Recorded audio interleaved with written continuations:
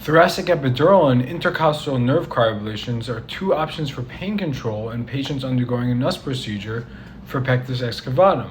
Now, what are the benefits of each? I'm Alex Halpern, a general surgery resident at George Washington University working with Cincinnati Children's, and this is an article that you should know. Dr. Tsai and his team from Penn State conducted a retrospective chart review looking at kids who underwent a Nuss procedure between 2002 and 2020 and comparing the outcomes and cost of intercostal nerve cryoablation and epidural. They found that the intercostal nerve cryoablation group had lower rates of PCA use, lower total morphine milligram equivalent requirement, and the shorter length of stay in the hospital.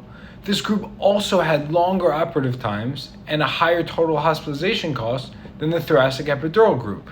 So it seems like both these options have their pros and cons, with the intercostal nerve cryoablation group having a decreased total opioid use and decreased length of stay in the hospital, but increased operating room times and increased total cost.